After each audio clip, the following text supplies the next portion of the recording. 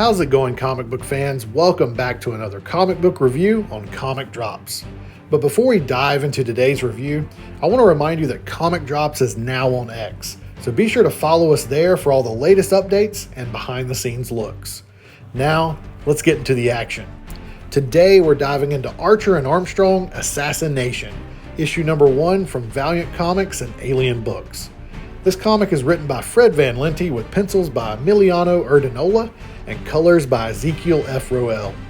Is this issue a triumphant return for the dynamic duo, or does it miss the mark? Stay tuned to find out.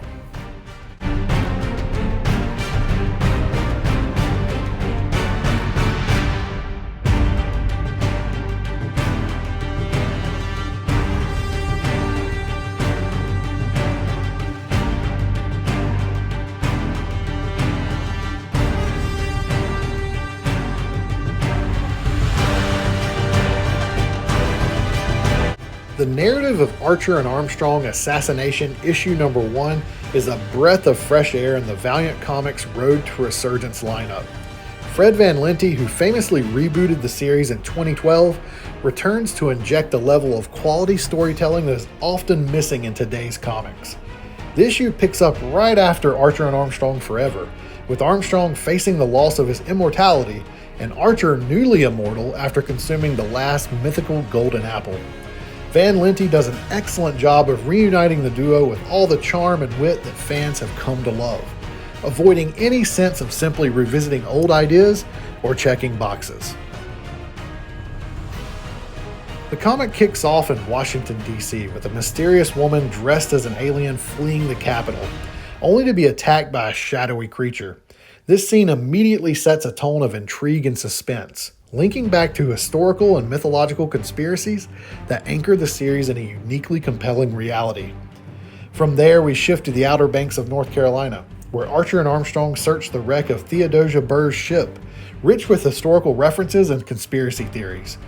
Van Lente skillfully blends these elements, creating a narrative that's engaging for fans of history and the paranormal.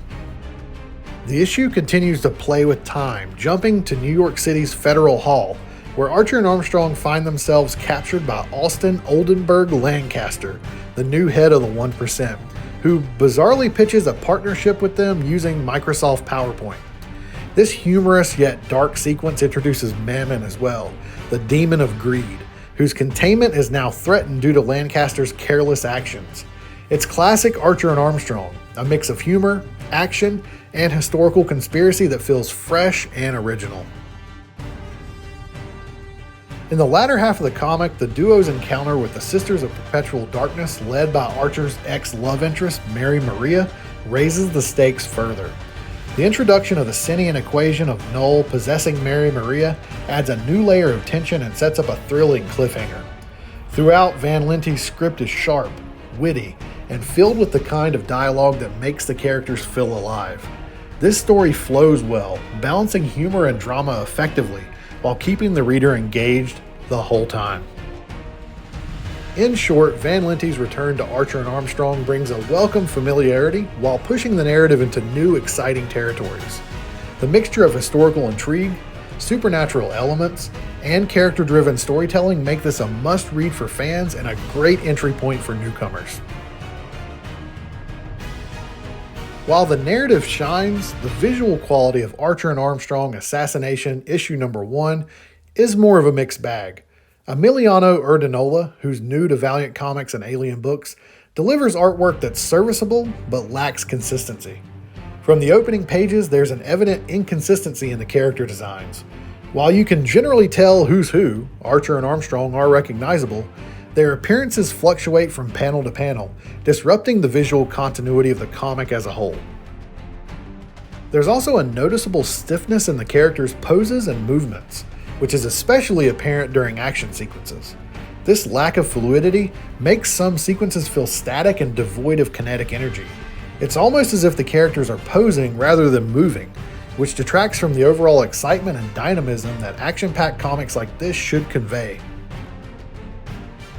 A recurring issue in recent Valiant titles, and one that persists here, is the odd proportions and facial expressions of characters.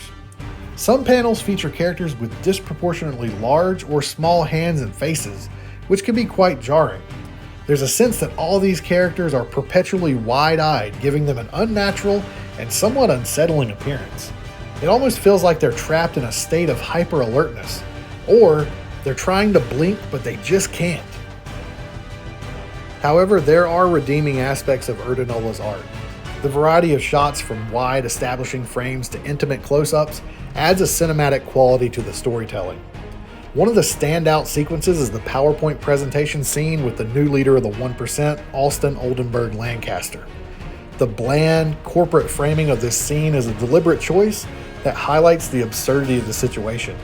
It's a perfect example of using visual storytelling to enhance humor and underscore the thematic elements of the narrative. Additionally, the settings and locales are depicted with a good sense of place, grounding the fantastical elements of the narrative in recognizable locations. I especially appreciated the detailed rendering of the Outer Banks, a nice touch for those of us familiar with this area. The color work by Ezequiel Fernandez Roel is undoubtedly the strongest visual element of this comic. Roel's colors bring a textured, rugged quality to the pages, perfectly complementing the adventurous tone of the story. His use of lighting and shadow adds depth and realism, especially in scenes like the treasure hunt in the Outer Banks or the dark corridors of the National Cathedral. The colors also shift to match the tone in each scene, from cool blues and greens for the shipwreck scenes to warm reds and yellows for more intense moments, such as the showdown with the 1%. Even in the quieter, more introspective moments, Roel's palette reflects the emotional tone, enhancing the storytelling without overpowering it. The trade dress also deserves a mention here. The cardstock cover and glossy interior pages provide a tactile quality that's becoming rare in comics today. While the cover art for this issue is just okay, it does its job in grabbing your attention, even if it doesn't quite capture the energy within the comic. Overall, Archer and Armstrong Assassination issue number 1 is a strong start to what promises to be a compelling series. Fred Van Lente's return is a significant highlight, bringing his unique blend of humor, historical intrigue, and dynamic storytelling back to these beloved characters. The narrative is filled with clever twists, engaging character moments, and the kind of humorous adventure that fans of this series have come to expect. However, this issue isn't without its flaws. While the story excels, the artwork from Emiliano Erdinola is somewhat inconsistent, with character proportions and facial expressions sometimes distracting from the story. The stiffness in action scenes can also make some sequences feel less dynamic than they actually should be. That said, Ezequiel Roel's coloring helps elevate the visual storytelling, providing depth and atmosphere that complements the tone of this series nicely. In summary, if you're a fan of Archer and Armstrong, or enjoy comics that mix history, humor, and adventure, this issue is definitely worth picking up. It might not be perfect, but it's a solid foundation for what could be a new, exciting chapter in the Valiant universe. Alright, so that wraps up my review of Archer and Armstrong Assassination issue number 1.